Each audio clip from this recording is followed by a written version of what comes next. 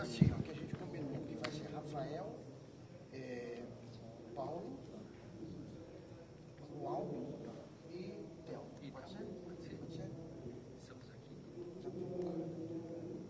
à disposição. Vamos lá. Boa tarde a todas e todos. Eu sou Nelson Preto, professor da Faculdade de Educação da Universidade Federal da Bahia e também secretário regional da Sociedade Brasileira para o Progresso da Ciência, para a SBPC, terminando o mandato agora e começando o mandato no próximo sábado como conselheiro da SBPC. Essa proposta dessa mesa redonda sobre dados abertos, tecnologias livres e ciências abertas foi feita inicialmente pelo Rafael, mas que, de certa forma, foi meio que estimulada e incentivada por todos nós que estamos nessa discussão do nosso chamado GT de Educação dentro do FISL. O GT de Educação do FISL terminou ganhando um espaço bastante grande em duplo sentido, quer dizer, um espaço físico, que é o espaço ali chamado Paulo Freire, e o espaço da programação propriamente dito, que é a programação geral do FISL. Então, eu queria já deixar o convite para vocês acompanharem não só nessa sala, que é a sala onde vão acontecer boa parte dos debates do que a gente chama da trilha de educação, mas também ali no espaço Paulo Freire e também em outros espaços na área de exposição, onde a temática da educação está bastante forte e, de certa forma, por estar dentro do FISL, e eu fiz a explicação um pouco mais detalhada sobre o meu vínculo com a SBPC, no sentido de que tenho feito um esforço muito grande, tanto na SBPC como na ANPED, que é a nossa Associação Nacional de Pós-Graduação em Pesquisa e Educação, e que aqui, no caso, eu e Theo temos um vínculo um pouco mais próximo. Nós temos tentado levar esse nível de discussão, essa abordagem, para dentro do campo da educação no aspecto mais formal. Obviamente, todos os colegas da mesa, o professor Rualdo, o Paulo Meirelles, o Theo e o Rafael, indiretamente trabalham com educação, e eu e Theo mais especificamente, porque trabalhamos dentro de uma faculdade de educação, temos atuado de forma muito intensa nessa perspectiva do que eu vou chamar do aberto e do livre. E aí eu queria aproveitar e fazer uma propaganda que serviria um pouco como levantar então a bola para essa discussão também, de um número especial que eu estou organizando junto com a professora Maria Helena Modilla, minha colega lá no nosso grupo de pesquisa, para a revista Em Aberto, que é uma revista do INEP, que é o número que vai ser lançado em dezembro desse ano, e que nós propusemos, e está ficando muito bacana, o título Movimentos Colaborativos e Aberto, Tecnologias Digitais e Educação. Nós vamos fazer, então, nessa revista, um capítulo introdutório com esse título. Vamos ter um artigo do professor Mário Piredu, da Universidade de Comunicação de Milão, sobre a dimensão do social learning. O professor Divaldo falando sobre privacidade e intimidade nas redes sociais digitais.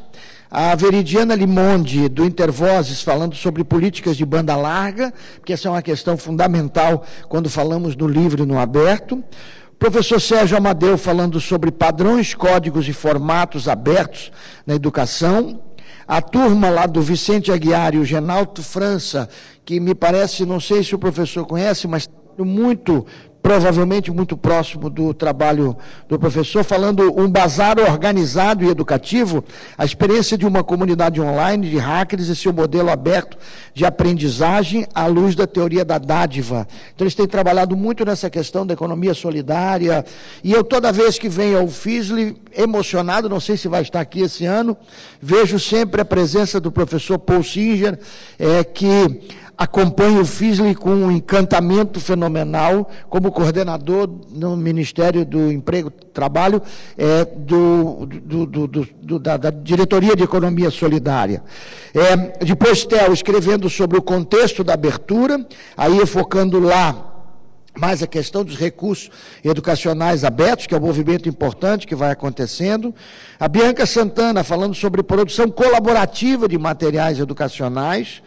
A Edmeia, nossa colega da UERJ, sobre cibercultura e educação básica. Depois, o João Batista, do Estadual do Ceará, sobre software livre e formação docente. E a colega Florência Ripani, da Argentina, falando sobre reflexões sobre colaboração e cultura digital nas escolas de Buenos Aires.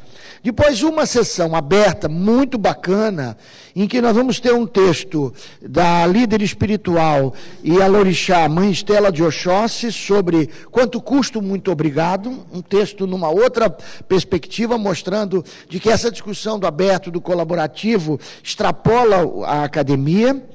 O Pedro Jatobá falando sobre produtora colaborativa, cultural colaborativa, tecnologia social para autonomia e sustentabilidade, um projeto muito interessante que eles tocam lá em Recife. O Felipe Fonseca e a Luciana Fleshman sobre laboratórios experimentais, que é uma coisa muito bacana também que vem acontecendo como espaço de criação científica e tecnológica. E a Raquel Renó, nossa colega da Universidade Federal do Recôncavo, da Bahia, sobre o ensino de arte e tecnologia entre a institucionalização e os mundos possíveis.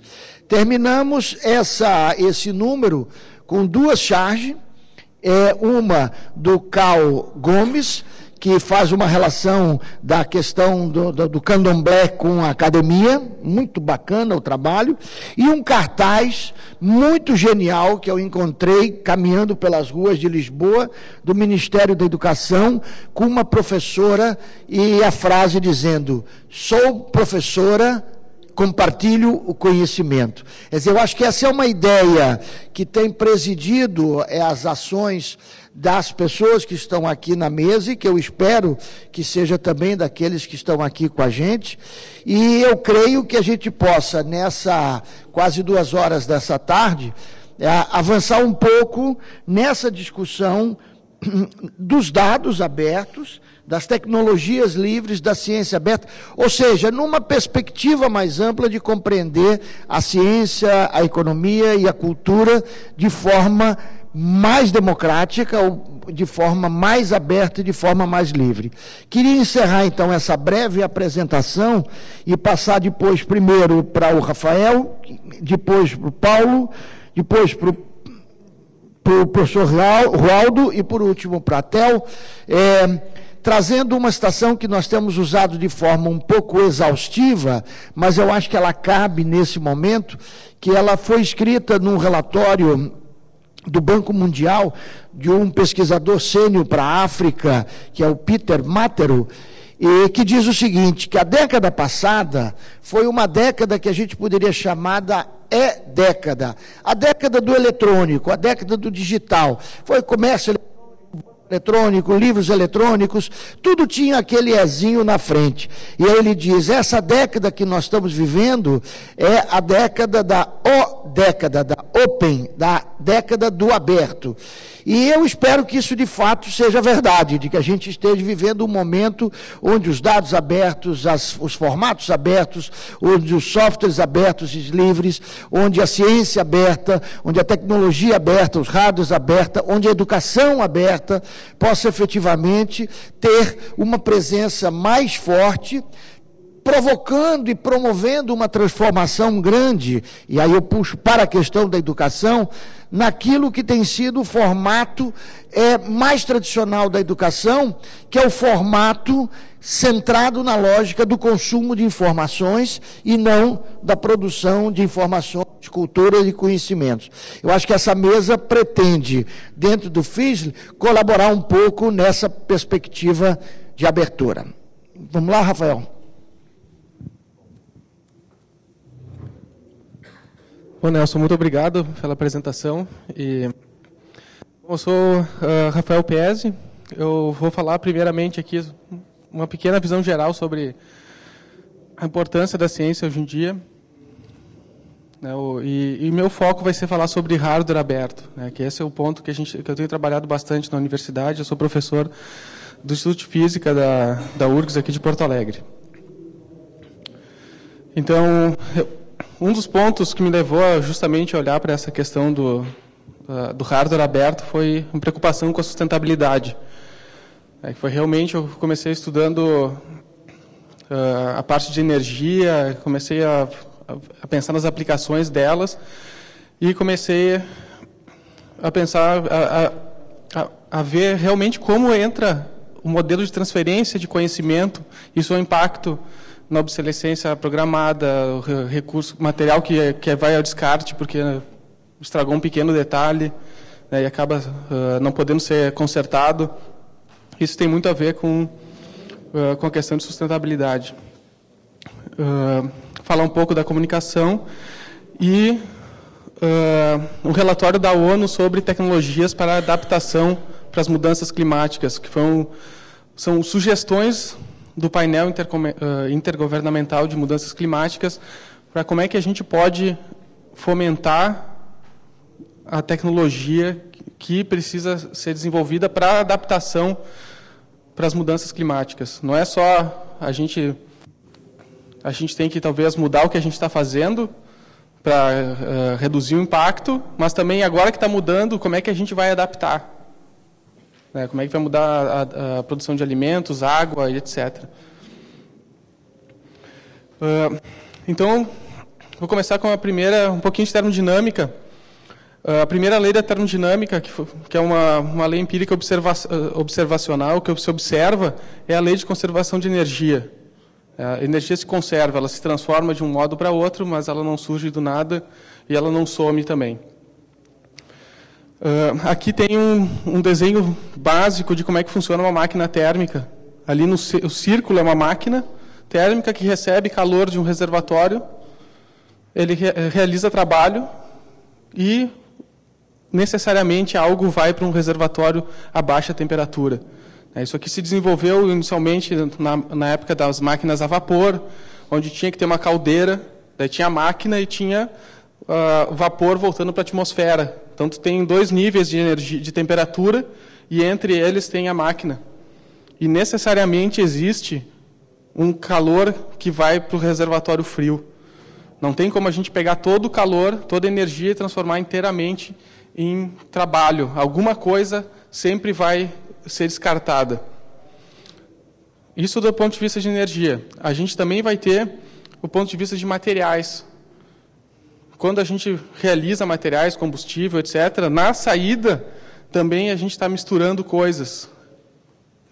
Tem gases que se misturam e fazer numa direção é fácil misturar 2 gases, 2 líquidos. A separação pode ser muito difícil, a não ser que seja água e óleo, que fica muito mais fácil. Mas agora, vocês já botaram leite na água e vai tentar separar o leite depois da água, o processo inverso é muito difícil. Então, isso aí tem a ver com a termodinâmica, chama de entropia.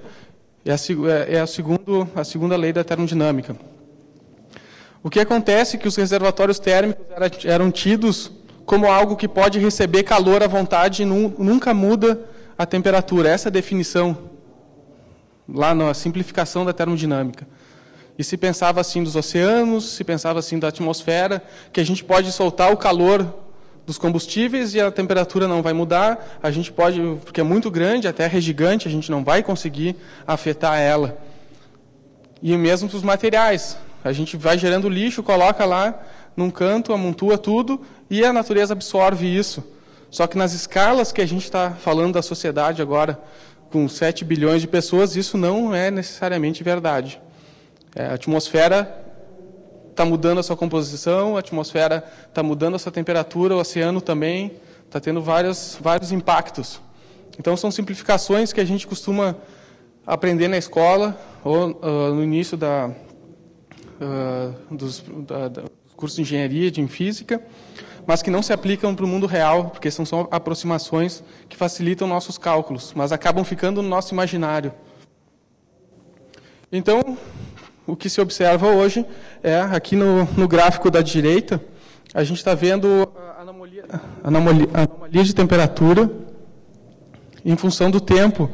Aqui a gente tem, dos últimos 2.000 anos, a temperatura na Terra, no que é chamado Holoceno, né, Raul, dos últimos 10.000 anos é o Holoceno.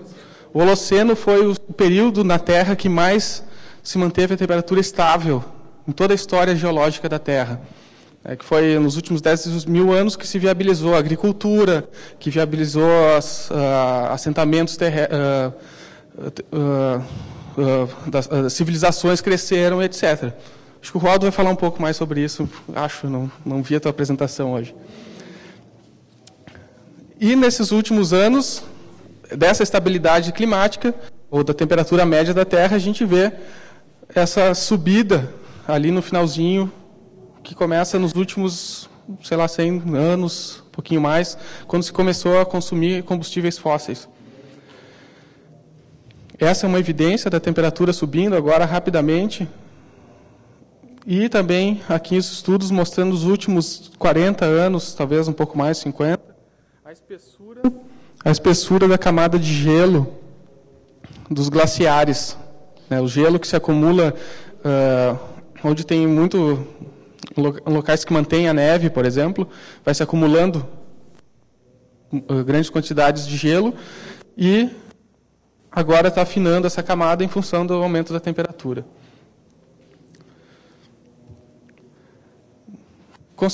Outras consequências que a gente está vendo, não estou inventando. Aqui tem vários artigos falando sobre os ecossistemas em declínio, vários ecossistemas naturais que estão perdendo biodiversidade, extinção que está ocorrendo no oceano, nas florestas, diminuição. Então, a variabilidade genética dos seres vivos está diminuindo na Terra. Bom, eu acho que isso não é legal, particularmente. Então, aqui tem 3 artigos que eu só peguei para ilustrar, são os títulos, mas os artigos publicados na Science, que não é uma revista de acesso aberto, eu estou trazendo aqui pela ciência, que está ali, não pela metodologia, porque esse é um dos pontos que agora talvez vocês não tenham acesso a essas revistas. Então, esse é um dos pontos que a ciência aberta vai trazer. Eu estou trazendo coisas importantes que a gente precisa saber, mas está atrás de um pagamento de R$30, $30, talvez, ou uma assinatura de uma universidade. Então, se a gente está num mundo hoje que tem questões urgentes a serem resolvidas e a gente precisa pagar $30 para ter acesso a um artigo que vai nos esclarecer como é que está acontecendo um ecossistema, se a gente pode entrar nas questões de doenças, epidemias. Teve há pouco tempo a epidemia de ebola, e vários artigos que estavam falando sobre isso há 20 anos atrás estão publicados em revistas fechadas, onde o pessoal da África não tinha acesso às revistas.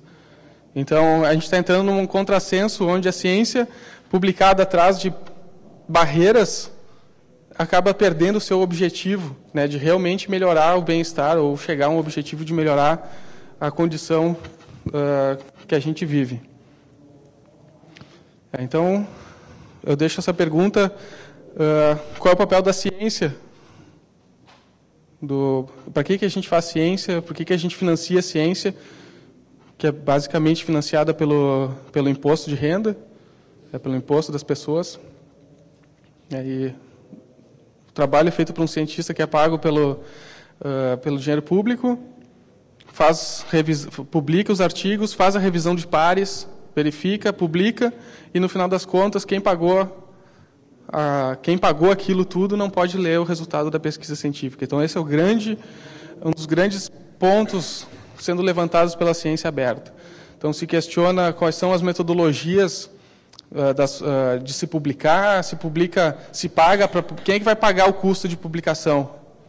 Que agora tem que mudar o modelo de publicação, porque agora os custos de fazer editoração, de manter um website, de manter o sistema de peer review, etc., são feitos por editoras. A Science, a Nature, eles têm suas editoras, que têm seus custos operacionais. Se a gente tornar aberto, como é que muda esse mercado editorial. Então, quem está mais preocupado com isso são as editoras que realmente são negócios bilionários, fazendo parcerias com valores gigantescos com universidades, bibliotecas, para pagar esses custos. Então, a gente tem que pensar em como viabilizar novos modelos. Só para fazer mais um parênteses nessa parte de publicação, uma das alternativas é o pesquisador paga $1.000 para publicar a revista, etc., e garante que fique aberto. Tem muitas editoras que estão fazendo bem isso, que põe no custo de quem está publicando, e daí entra no custo da pesquisa científica também, deixar o resultado disponível. Porém, com isso estão surgindo o que se chama editoras predatórias. Bom, você vai pagar, eu não vou negar nenhum artigo, quanto mais melhor. Então, está tendo um problema também de editoras que surgem para realmente só inflar currículo e pago para publicar, e eu não vou negar o artigo. Para que eu vou negar se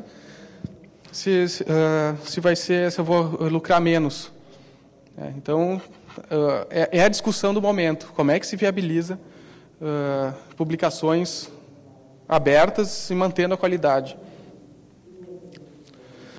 Então, além dessa questão dos acesso às publicações, os dados científicos, volta e meia a gente quer verificar se aquele gráfico está ok, se foi feita a estatística foi feita correta. Não adianta a gente ter só os gráficos, que nem eu apresentei aqui. Eu apresentei 2 gráficos, mas se eu tiver a tabela com os dados, por isso a gente vai falar de dados abertos, é importante a gente ter os dados para poder conferir, passar adiante, fazer novas teorias em cima dos resultados que foram obtidos por outras pessoas. Ciência aberta vai falar também de métodos, a metodologia, como é que eu coletei a amostra, os detalhes que muitas vezes não se conta, porque tem vezes que a pessoa não quer abrir mão de ser a única que sabe como fazer aquele tipo de experimento, porque daí garante que só ela publica naquela área, ou com aquela especialidade específica. Então, existe um certo egoísmo na própria metodologia científica, que é não passar adiante como é que se faz aquilo, ou detalhes de como é que eu consigo a amostra, quem é o fabricante, de onde é que veio aquele material específico que foi difícil de conseguir. Outra pessoa poderia reproduzir o experimento se soubesse simplesmente o telefone de quem vendeu aquele material. E são informações pequenas que acabam ficando atrás da metodologia científica. E o ponto que eu vou aprofundar mais aqui são as ferramentas e instrumentos abertos e livres. Então, eu vou falar de hardware aberto. Esse é o ponto que a gente tem trabalhado bastante. E se quiserem saber mais sobre ciência aberta, tem o portal na Wikiversidade, o portal de ciência aberta, que é mantido pelo grupo de ciência aberta aqui no Brasil. Então, vocês podem encontrar listas de discussões sobre o tema para participar dessa atividade. Então, agora eu vou apresentar aqui tem um pouco de texto que são as recomendações da United Nations Framework Convention on Climate Change. Deixa eu ver se eu botei em português aqui. Eu não botei em português. Desculpa. Então, isso aqui são as recomendações da Conferência Quadro do IPCC, que é o Painel Intergovernamental de Mudanças Climáticas, que eles estão falando sobre recomendações para difusão e transferência de tecnologia para mitigação e adaptação às mudanças climáticas. Então, são os encontros que teve, por exemplo, a Rio 92 foi uma famosa desses encontros, e tem periodicamente. Nessa de 2009, que tem um relatório de 2009, eles definem a transferência de tecnologia devendo promover ao país recipiente certas capacidades. Isso é, eu ofereço a tecnologia para um certo país que precisa dela para se adaptar para as mudanças climáticas, ou o nível do mar está subindo, precisa fazer dessalinização da água, que agora a água está salobra, que se usava para beber. Então, ou a agricultura precisa se adaptar, né? Como é que se vai fazer isso? Então, eles querem prover ao país recipiente a capacidade para instalar, operar, manter e reparar as tecnologias importadas. Isso é, não quer deixar o país que está recebendo essa tecnologia refém para que precise sobreviver e sempre comprar manutenção, precisar de um serviço oferecido por um país desenvolvido. Então, eles estão dizendo que isso não é uma coisa legal de acontecer. Que esses países possam produzir versões de curso reduzidos às tecnologias importadas, respeitando os direitos de propriedade intelectual relevantes. Adaptar as tecnologias importadas para os mercados domésticos e as circunstâncias locais. E que eles possam desenvolver novas tecnologias. Então, basicamente, é como tornar um país autossuficiente para se manter funcionando, já que vai ter que fazer um investimento pesado para mitigar e se adaptar às mudanças climáticas. Então, aqui está o endereço desse relatório, está lá dentro uma parte específica desse, um trecho sobre essa transferência de tecnologia. Tem bem mais coisa ali. Esse é o ponto-chave que eu considero que as nossas tecnologias, as tecnologias livres, software livre, vêm para dar o exemplo e mostrar como fazer. Tudo que a gente vê, o que está lido aqui, o software livre já faz isso há 30 anos. Então, foi criado pensando nessas capacidades para software. Agora, a gente tem que pensar não só em software, mas também em hardware e outras metodologias e outros instrumentos. Então, o que todo mundo que trabalha com software livre conhece, as 4 liberdades. Liberdade de uso, estudo, modificação e distribuição. Foi o Richard Stallman que concebeu, definiu essas liberdades. Elas não são só as liberdades do software, elas são as liberdades do conhecimento em si. Se aplica para uma questão muito maior. Qualquer coisa que vocês sabem, que vocês têm acesso, vocês podem usar, vocês podem estudar, vocês podem modificar e vocês podem distribuir. Se vocês conhecem uma música, vocês podem cantar ela, vocês podem mudar, vocês podem escrever, vocês podem contar para outra pessoa. Se está na cabeça de vocês, vocês vão conseguir passar adiante, vocês podem usar todas essas propriedades de qualquer coisa que vocês sabem. Vocês podem se aprofundar, etc. Isso acontece porque o conhecimento é não rival. Esse aqui é um termo que vem da economia. O rival e não rival são bens. Rival se fala em relação ao uso. Por exemplo, uma caneta, ela tem o uso de... Duas pessoas não podem usar essa caneta ao mesmo tempo. Porque o uso é rivalizado, só uma pessoa pode usar uma caneta ao mesmo tempo. São os objetos tangíveis. Uma maçã, se eu como maçã, outra pessoa não pode comer aquela mesma maçã. Se a gente for para objetos intelectuais, conhecimento, é não rival. No caso que qualquer um pode estar pensando a mesma música ao mesmo tempo, qualquer um pode estar cantando a mesma música e a coisa intelectual, os objetos intelectuais não estão restritos ao uso igual aos objetos físicos. Mas o conhecimento que se tem sobre instrumentos é não rival. Minha descrição de um hardware, assim como o código de um software livre, ele é não rival, várias pessoas podem ler, estudar e modificar ao mesmo tempo. O desenho do hardware também é livre. Então, a gente tem que fazer esses paralelos entre hardware e software, o código-fonte do software e os esquemáticos e detalhes do hardware. Então, para poder usar para essas propriedades de uso, estudo, modificação e distribuição, a gente tem requisitos legais, licenciamento, e as questões técnicas, formatos de dados, formatos de arquivos, os programas que foram usados para desenhar aquele hardware, assim como o que viabilizou o movimento software livre foi uma licença, um editor de texto e um compilador de código, que com isso se pôde construir todo o resto. O hardware precisa de algo equivalente. Precisam de ferramentas que permitam a gente trocar código, permitam a gente compartilhar desenhos de hardware e talvez até a sua construção.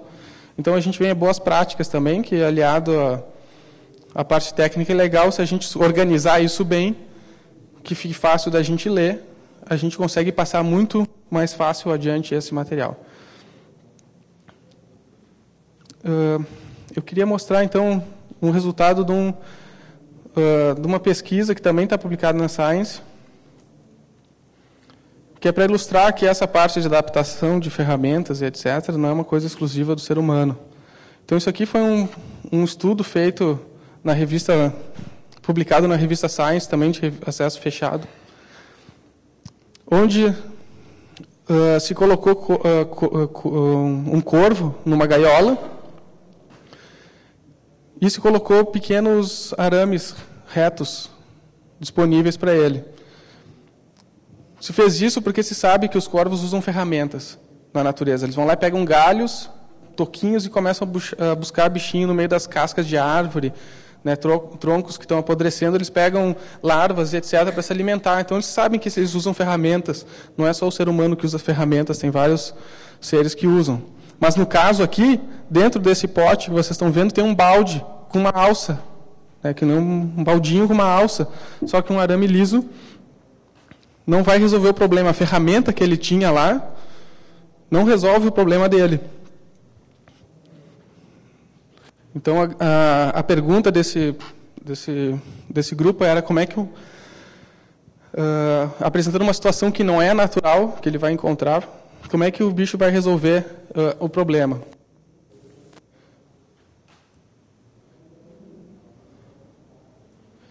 Então, agora, talvez dá para ver que ele fez um ganchinho na ponta. Então, ele foi capaz de modificar a ferramenta. Ele foi capaz de adaptar a ferramenta dele. Então, não é uma coisa que a gente inventa ou uma necessidade nova de poder adaptar as ferramentas que a gente usa. É uma coisa que está natural, está na natureza, presente. E daí, bom, ele conseguiu resolver o problema. Então, isso aqui eu acho que ilustra bem o problema do hardware aberto. E por que a gente precisa de hardware aberto? Porque se a gente precisa adaptar a ferramenta, a gente precisa ter acesso ao código-fonte. Se é software, a gente precisa do código-fonte. Se é um hardware, a gente pode modificar um hardware. Se eu pegar e estudar esse microfone aqui, eu posso desmontar ele e nada me impede de fabricar outro igual e vender. Então, agora vem uma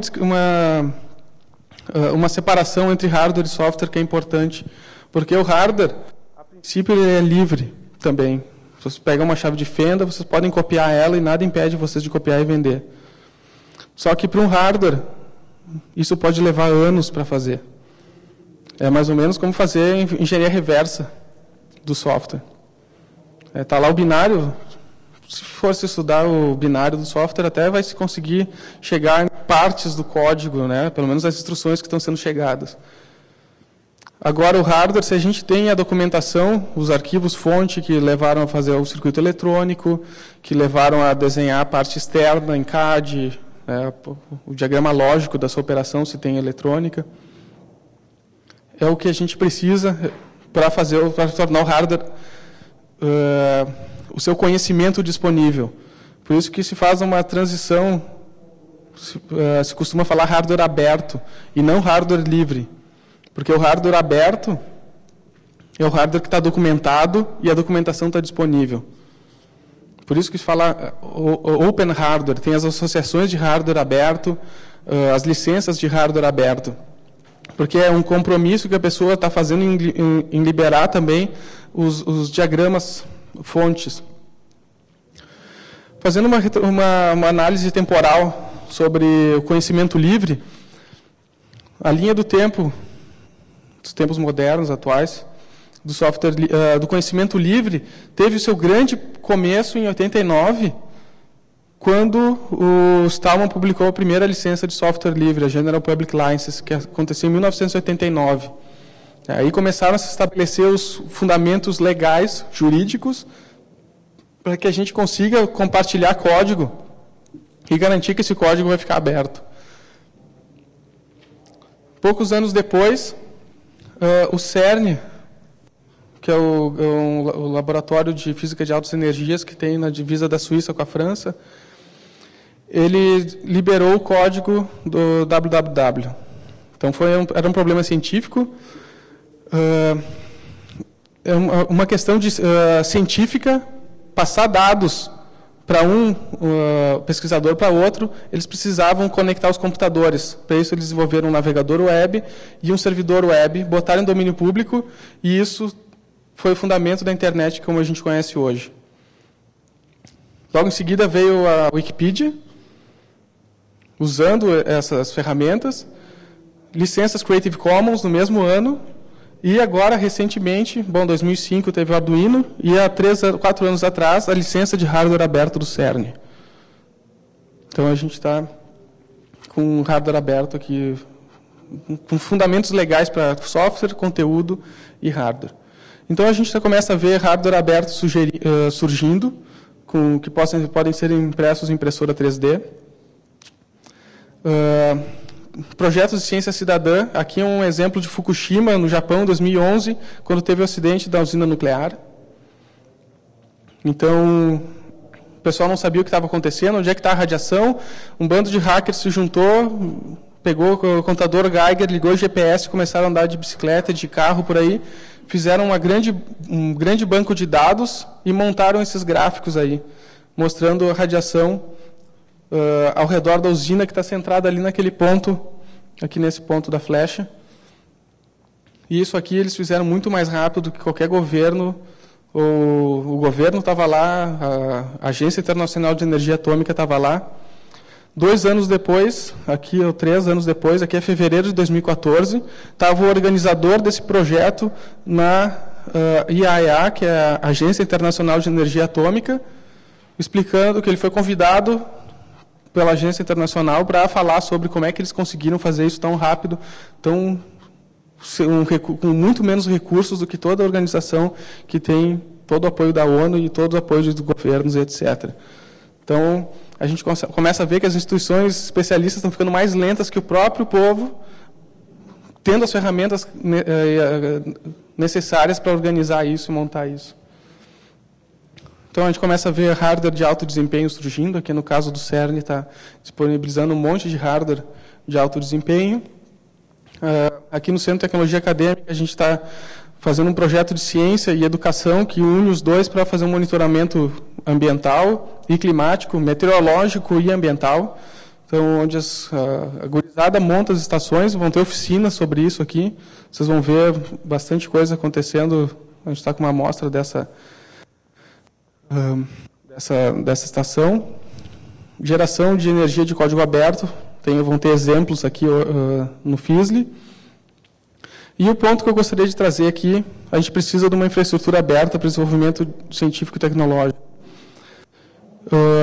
Eu fiz aquela analogia do CAD, do compilador, editor de texto, como base para construir software livre e uma licença. Para o hardware, agora a gente vai precisar de ferramentas que a gente possa desenhar o hardware e compartilhar o desenho e outra pessoa possa se apropriar daquele desenho, fazer modificações, etc. Então, a gente está sugerindo a construção de uma bancada de máquinas que fabriquem instrumentos científicos e educacionais e que essas máquinas sejam infraestrutura barata, que qualquer um consiga ter acesso a uma, ou compra, ou vai numa oficina, um hackerspace, vai lá e monta, fabrica o seu instrumento sob demanda. Então, aqui a gente está projetando, impressoras 3D já estão, digamos, no nível de certa maturidade, e a gente está projetando uma fresadora. Já projetou, ela está aí, tem 2 aí funcionando na mostra no Hackathon, da fresadora João de Barro, PCI, fresadora de placa de circuito impresso João de Barro, que ela faz placa de circuito impresso. Ela está disponível a menos de R$8.000. Quem quiser fabricar a sua, foi feita para poder fazer em bancada. Tem 3 peças que precisa mandar num centro de usinagem para deixar ela mais lisa. Por R$3.000, quem quiser consegue montar a sua, passando um trabalho em cima. Trabalho para juntar as peças. Toda a documentação online, hardware aberto, disponível com uma licença permissiva. A gente já está fazendo vários instrumentos, com instrumentos científicos e educacionais, com essa máquina, que também estão disponíveis, um amplificador de alto ganho, que a gente consegue pegar sinais bem fracos. Aqui um shieldzinho para Arduino, um shield de Arduino básico, que acende LED, lê luz. Tem todas as atividades do Arduino básico, rodam aí, os exemplos do Arduino rodam nessa plaquinha. Então, fechando, eu gostaria de sugerir essa necessidade de uma infraestrutura para desenvolvimento colaborativo de tecnologias científicas e educacionais, pensando no hardware. Então, essa infraestrutura para a criação e difusão do conhecimento aplicado, seguindo essas recomendações da Conferência Quadro do IPCC, com a bancada de código aberto. A fresadora é a nossa primeira apresentação, a gente está querendo construir outras máquinas, venham conhecer o trabalho. Sábado, às 11 horas, na Sala Paulo Freire, eu vou dar uma palestra mais específica sobre essa bancada e sobre um conceito de hiperobjetos, que eu acredito que pode juntar vários movimentos ou filosofias de abertura do conhecimento, ciência aberta, educação aberta, hardware aberto. Tem várias áreas de superposição e eu acho que talvez um conceito de hiperobjeto, como eu vou apresentar ali, seja uma área de superposição dessas diferentes áreas para dar uma unidade. Então, eu convido vocês para estarem ali sábado às 11 horas. E eu agradeço a atenção, passando para o Nelson novamente. Obrigado, Rafael. Passo logo para Paulo Meirelles. Obrigado aí.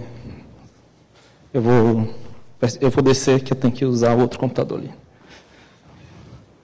Deixa eu abrir.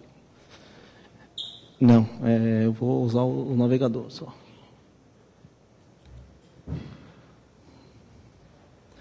Deixa eu só fazer uma busca aqui.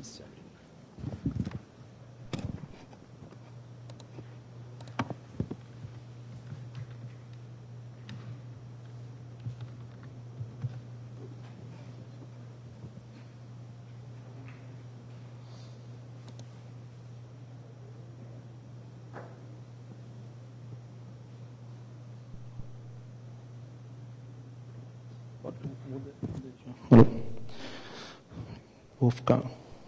Dá para me ver aqui, né? Fica ruim aí o cara da câmera? Tá bom, né? Então, eu sou Paulo Meirelles, hoje eu sou professor da Universidade de Brasília, um bacharelado em Engenharia de Software, tá? O primeiro bacharelado em Engenharia de Software do Brasil.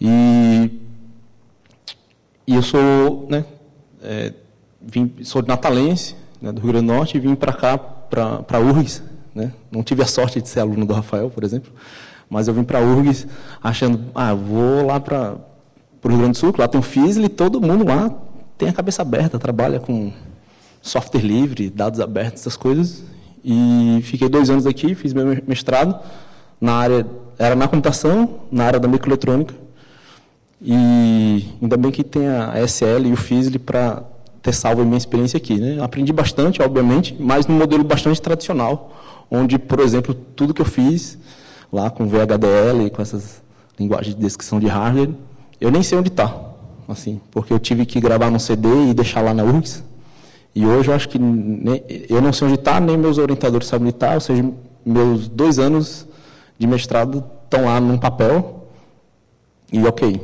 né?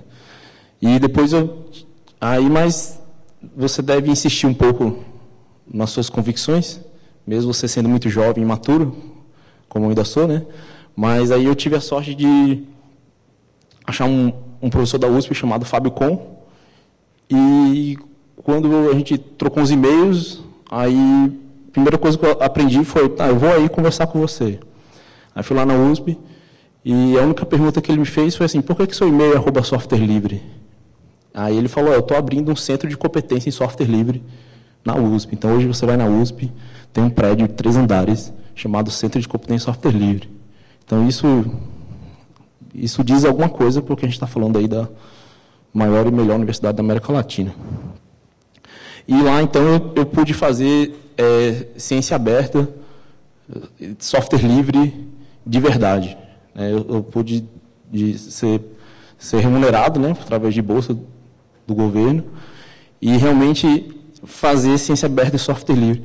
Agora, quando eu explico software livre, eu tento resgatar uma coisa assim. Software livre, para mim, nada mais é do que um resgate do bom senso, né? Aí, porque o software livre é o primeiro caso aí de sucesso da cultura livre, né? Do conhecimento aberto que melhor explorou a rede, e hoje todos nós somos pelo menos usuários aqui da Wikipedia, né? Então, a Wikipedia, a plataforma dela é livre, né? Essa ferramenta, o Wiki, ela é livre, e várias outras tecnologias são livres, e o que está nela está licenciado sob uma licença Creative Commons. Então, o que o Rafael falou, a ferramenta é livre e o conteúdo também é aberto, certo? Ou seja, a ferramenta e o conteúdo, o dado, ele é aberto. E a Wikipedia mostra que existem mais pessoas boas do que ruins no mundo, né? Porque o conteúdo da Wikipedia é bom, ou seja, a prova de que o amor vence a guerra. Aí, por que eu digo software livre, dados abertos, ou até hoje transparência pública, né, que está aí, é um elemento com bom senso. Vamos lá. E o Rafael falou da GPL, da Licença Pública Geral. É mais ou menos assim. Olha como o software livre, dados abertos, tudo isso que a gente está falando, nada mais é do que um elemento com bom senso. Se eu gosto de emprestar carro, eu gosto de dar carona, né? Então, mas assim, você empresta o seu carro para alguém. Aí o cara devolve com o tanque vazio, você vai xingar. Porra, filho da puta, né? Então, o cara não encheu nem o tanque aqui, né? Nem devolveu a gasolina. Não vou mais emprestar o carro. Não é isso? Aí você começa... Né? Agora, é o mínimo que você espera é que o cara devolva ali com o tanque cheio. Beleza. Bom senso, não é isso? Né? Você empresta alguma coisa, ele te devolve no mesmo estado. Bom senso. A GPL, né, o Stallman falou assim, esse negócio está errado aqui, né, software é intangível, é não rival, tem que ter uma licença, etc. Eu vou fazer. Agora, se você está fazendo algo baseado em software livre, você devolve em software livre. Aí eu digo mais uma vez que é bom senso. Né? Quando você diz eu te amo para alguém, não é isso? Se a pessoa falar eu te adoro, já não dá certo. Concorda? Eu não sei se sou eu. Na adolescência não dá certo. Depois da fase adulta você até sabe lidar melhor com as coisas. Mas concorda comigo? Então é recíproca, né? Então a licença ela tem que ser recíproca. Por isso que a gente chama isso de ecossistema. Então essas coisas nada mais é do que um realinhamento com o bom senso, né? Um realinhamento com o bom senso. Então software livre, dados abertos. E vem esse novo termo ciência aberta. Para mim, falar ciência aberta é a mesma coisa de eu falar subir para cima ou descer para baixo. É redundante. Ciência aberta. Ciência, ela, se não é aberta, para mim, não é ciência. Assim, sempre questionei isso, eu não entendia. Por que eu publico um paper? Por que eu publico um artigo?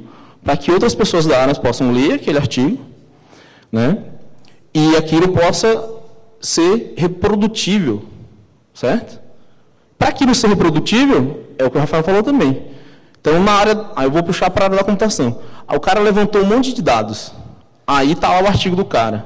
Cadê esses dados? E cadê o software que processou esses dados? Ou o software que coletou? Cadê essas coisas? Então, aquele artigo não tem validade nenhuma. Porque ele não é reprodutível. Aquela pesquisa, ela não é reprodutível. E isso se esqueceu ao longo do tempo. Então, a comunidade acadêmica, a ciência, ela que antes explorava melhor o que hoje a comunidade software livre, o que a Wikipedia faz, e assim por diante. Certo? Então, assim, é a mesma coisa e infelizmente a sociedade está indo para esse caminho. Você ser honesto é uma puta qualidade. Né? Case com esse rapaz porque ele é honesto. Então, assim, é uma distorção de valores. E essa distorção de valores, que a gente tem várias distorções de valores na sociedade, ela também está no nosso mundo acadêmico. Né? Você liberar seus dados, os seus instrumentos, né, o seu método, isso daí ser aberto para a pessoa fazer aquilo que se espera de um cientista, que é eu poder reproduzir aqui. Por que eu preciso reproduzir aquilo? Para poder testar, ou mesmo para poder avançar. Poder avançar aquilo. É por isso que eu publico, para aquilo poder ser avançado. E se eu não consigo avançar, senão eu tenho que fazer a engenharia reversa. Aí não é, aí vou gastar mais, vai ter outra pessoa que vai gastar mais 2 anos de mestrado, simplesmente para chegar no estado que outra pessoa chegou. Certo? Então, ciência aberta é mais um termo, e também que a gente está discutindo isso já há algum tempo, para se realinhar. E esse cara aqui, que eu espero que alguns de vocês dão um Ctrl Shift mais para mim. Ctrl Shift mais. Ctrl Shift mais. Aumenta, não, eu conto. Ah, já foi. Aqui. Então, esse rapaz aí, que nasceu em 86, Aaron Swartz, então espero que alguns de vocês tenham ouvido falar, se não, bota na internet e assiste o documentário sobre ele, que ele questionou essas coisas, né? E obviamente que foi um cara fora da curva, né? Foi porque ele faleceu, foi um cara fora da curva, e um dos trabalhos que ele fez, por exemplo, lá em Stanford, quando ele foi contratado, trabalhava lá no laboratório de direito, ele é um hacker, criou várias coisas, mas ele baixou vários artigos da área de direito. E lá nos Estados Unidos, uma publicação científica na área de direito, ela pode ser usada no tribunal, certo? Aí ele mostrou, através de hackeando, né, baixando e estudando esses artigos, que havia uma ligação, havia vários artigos encomendados.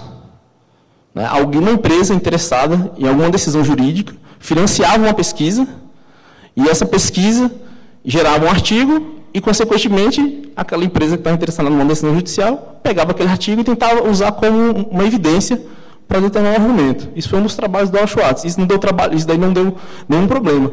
A questão é que depois ele foi contratado para um laboratório da MIT e não sabe-se o que ele ia fazer, mas ele baixou dessas editoras que o Rafael citou, editoras fechadas, ele baixou vários artigos e esperava que ele ia fazer algum tipo de correlação com esses dados. Ou seja, vamos nós aqui, Brasil, a gente vem, paga alguns milhares de estudantes, como eu, como foi o Rafael, como todos aqui que são doutores, né? Paga lá, o governo paga, financia essa pessoa.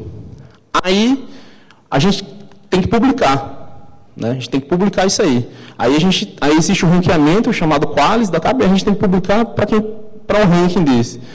Aí quem tem esse ranking são essas revistas fechadas. Aí a sociedade, ela não tem acesso a essa publicação. Só tem acesso quem está na própria universidade. E mesmo quem está na própria universidade, em 99% dos casos, o dado e o instrumento ele não está disponível. Vocês entenderam? Ou seja, criou-se um mundo paralelo da ciência em que o fim é o paper, então gerando aí uma paperabilidade, né? É a paperabilidade. Você vai fazer uma pesquisa, o seu orientador quer saber se ele vai dar paper. Não quer saber qual vai ser o fim dele. Então, houve essa distorção de valores e o Aaron Swartz, ele é o símbolo da nossa geração. Eu sou de 83, ele é de 86, então o filme, a história dele me tocou muito, né? E eu aconselho quem é interessado nessa história a conhecer quem foi Aaron Swartz. Que ele, desde garoto, teve um bom senso em relação a isso. Tá? Então, eu vou mostrar para vocês como é que eu hoje, como um doutor e professor da Universidade de Brasília, faço ciência aberta com meus alunos.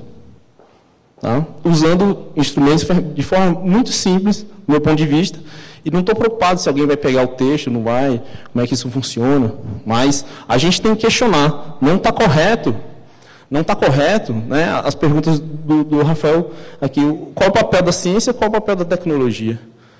Tá? Teoricamente, a internet é democrática, né? O dado está aí, a gente está na era da informação, mas 60% da população mundial não tem acesso à internet. Então, assim, algo estranho está acontecendo. Certo? Aí, beleza, 40% do mundo tem acesso à internet. E quantos por cento tem realmente acesso a esse conhecimento que é gerado na academia? Né? Então, né, os pesquisadores e os professores devem decidir o que eles querem, né? Assim, porque, sinceramente, eu acho que a minha pesquisa, desde sempre, desde que eu fui iniciação científica na minha graduação, passando por mestrado, doutorado e agora como professor, ela é financiada, eu sou remunerado pelo Estado, e eu acho que aquilo tem que ser aberto para qualquer um. Se qualquer um vai simplesmente copiar e colar o que eu fizer, um aluno meu fizer, não tem problema.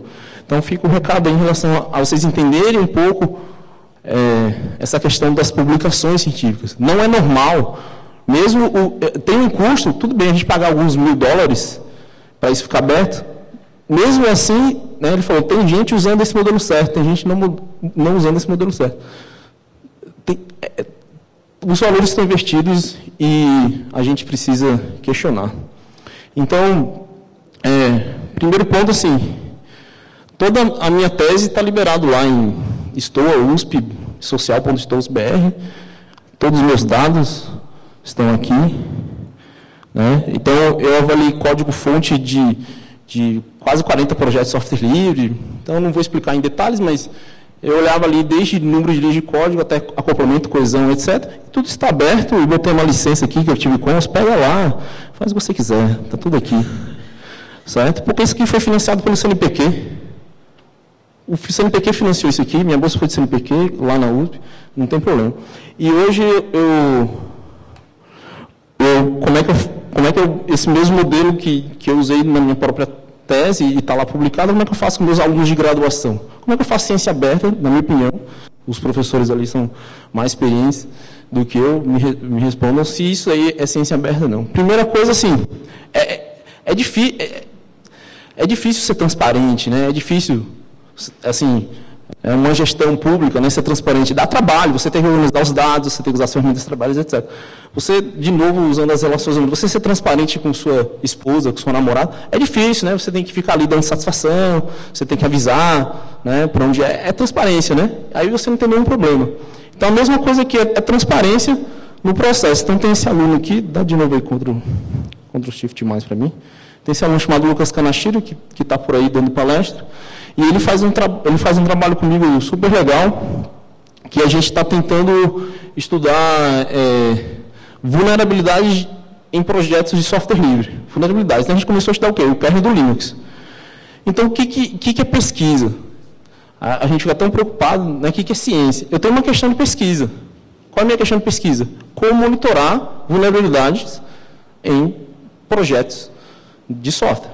Com o software livre eu tenho código, eu consigo acessar. Então, projeto de software livre, como eu consigo? Qual o maior caso? O kernel do Linux é o maior caso. Aí eu tenho algumas hipóteses que eu acho que, como o kernel do Linux tem aí 25 anos, eu creio que as vulnerabilidades caíram, então vamos investigar isso. Então, eu tenho uma questão de pesquisa e tenho hipóteses. Aí, a partir daí, sai uma pesquisa. Então, isso é o GitHub.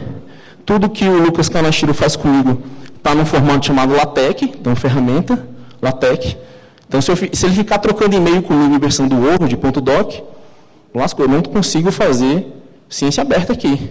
Porque está no formato fechado e eu estou trocando ali e fica assim, versão final 1, versão final 2, final 3, final, revisão 2, Paulo, versão final, revisão 2, X, Lucas, Paulo, dia, entendeu? É assim que a gente faz, né? Então aqui todo mundo fez isso já, né? Então isso aqui é uma ferramenta que parece que é só para código, mas né, GitHub é um repositório, então eu uso um repositório e o fonte é um LaTeX. Eu não sei o que é isso, mas é difícil, você tem que aprender essas coisas para a gente poder fazer. Então o fonte do texto está aqui. E tudo que o Lucas faz, certo? E eu consigo também, deixa eu abrir aqui, eu consigo também ver que o Lucas fez aqui 104 passos, 104 commits. E eu vejo todo o processo do Lucas aberto. Alguém pode vir baixar, copiar e entregar como TCC? Pode. Aí é praga, é outro problema. Aí não é problema meu, é problema de quem roubou. Mas está aberto, está aqui uma licença. Eu tenho como provar que o trabalho é do Lucas e é meu. Aí está aqui, aí todos os dados do Lucas, nesse trabalho em cima do kernel do Linux e outros, estão aqui. Todos os resultados, tudo em formato CSV. Então não é formato XSL, é CSV. CSV é um formato texto separado por vírgulas em que eu consigo importar em qualquer banco de dados, em qualquer planilha. Ou seja, eu estou usando LaTeX, estou usando ferramentas e formatos corretos, desde o texto até dos dados. E a gente usa scripts R, que é uma ferramenta livre de estatística para isso. Então, o pior é que quando... Além disso, o Lucas cria issues, né, tarefas para mim, como orientador. Ele vai lá e já criou, eu tenho que fazer essas duas tarefas aqui antes dele entregar, e eu fecho e pronto. E a gente colabora, né, uma orientação, né, ele é o autor, eu sou orientador. E assim vai. Então, dessa maneira, usando ferramentas que a comunidade de software livre usa, que é um repositório, usando formatos abertos, eu tenho desde o fonte do texto até o fonte dos dados e os scripts, tudo aberto no repositório. Certo? Então, esses TCC, o Lucas vai DVD semana que vem, e eu vou mostrar outro caso aqui, que é o Marcos Ronaldo, da mesma forma. A gente está investigando também na área de código-fonte, design né, o projeto do sistema Android, das versões Android e dos aplicativos do Android. Qual é a nossa questão de pesquisa? O API do Android, né, a arquitetura do sistema Android, pode servir como referência para desenvolver aplicativos Android, do ponto de vista de métricas de código-fonte? Aí a gente faz nossas hipóteses. E a partir daí a gente vem investigando e coletando dados. E está aqui os dados do Marcos, nessa parte dada, aqui os scripts R dele. Deixa eu abrir um script R aqui, só para você ter ideia do que é um script R. Ctrl Shift mais para mim de novo. Então, assim, então um negócio super chato, né, que é você fazer script e tal, etc.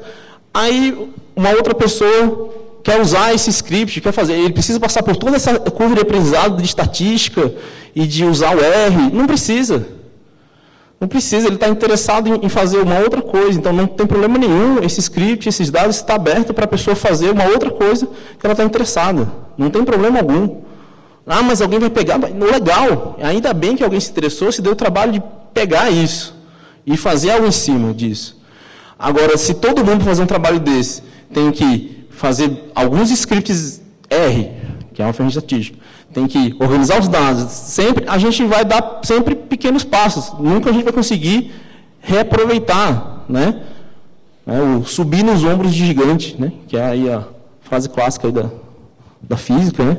Então, a gente nunca vai conseguir subir nos ombros gigantes porque nunca está disponível aquele ombro, aquilo está tudo sempre fechado. Então, não faz sentido. Então, o Marcos Ronaldo, que, por exemplo, reutilizou coisas que o Lucas Kanashiro fez, então, de script e avançou. Nisso daí, eu tenho 2 trabalhos, um em cima do kernel do Linux, outro em cima do Android, certo? Então, a minha ideia foi mostrar para vocês isso daí, né? Como eu, como um jovem professor, recém-doutor, tem 2 anos só que eu terminei o doutorado, estou fazendo, na meu ponto de vista, ciência aberta, utilizando a filosofia que eu pude vivenciar há mais de 10 anos na comunidade de software livre, com ferramentas, né, que permitem isso, com formatos abertos e tudo com software livre. Né? O GitHub não é um software livre, eu estou obrigando meus alunos a migrar para o GitLab, que é um repositório aberto. Tá? Então, assim, publicar significa que eu tenho interesse que alguém reproduza aquilo de alguma forma. E para mim, nenhuma publicação deveria ser aceita se aquilo não puder ser reprodutível. Está havendo um movimento mundial, tem a Carta de São Francisco, lá nos Estados Unidos, que hoje é número de papers, né? Então, o cara vai lá e fatia o trabalho dele em N papers para dar uma pontuação. Mas, espero que daqui 10, 20 anos, tenha mais peso se aquele trabalho foi referenciado muitas vezes, se aqueles dados usados naquele trabalho for reutilizado, então aquilo deveria contar. Então, se o meu trabalho está aí e meus dados serviram para mais outros 10 dados, tem que ter um peso. Se o software, no caso, né, dos trabalhos de computação, do hardware, né, seja nas engenharias, na física, aquele hardware aberto, ou aquele software livre, ele foi usado para outros trabalhos, aquilo também tem que ser pontuado, e não só simplesmente... Então, havendo um movimento mundial de reconciliação com bom senso, né, em que essas coisas vão ser pontuadas. Não simplesmente eu pegar meu trabalho aqui, vou pegar então o trabalho do Lucas e vou fatiar em 3 artigos. Vou pegar o trabalho do Márcio e fatiar em 3 artigos, pronto, vou pontuar. Não, espero que esse tipo de coisa pare de acontecer e que a gente se preocupe em fazer trabalhos que possam, né, crescer um em cima do outro e que as pessoas possam usar. Certo? O problema é de que, assim como sempre que você fala de software livre, dessas coisas, alguém vai roubar, alguém vai não sei o quê. Quando vê a Wikipedia, nossa, qualquer um vai botar a informação lá, nossa, vai perder. Então, assim, é dessa forma que eu venho aprendendo e fazendo com os meus alunos de graduação ainda, porque lá no curso que eu estou não tem pós, o que eu considero ciência aberta, com software livre e com dados abertos. Então, obrigado pelo convite, um prazer estar numa mesa aí. Obrigado, Paulo. Com os demais. Obrigado. Queria imediatamente convidar o professor Waldo, na sequência. Enquanto o professor Waldo vai caminhando lá, eu queria, nessa última fala de Paulo, aproveitar enquanto vai montando, dizer que eu acho que um dos projetos, uma das políticas públicas importantes do governo brasileiro, tocada pelo IBICT, é o sistema de editoração eletrônica de revistas.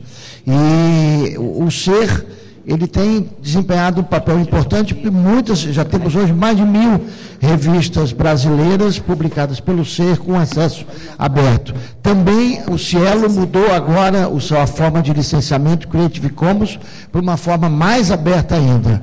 E com isso, professor Rualdo.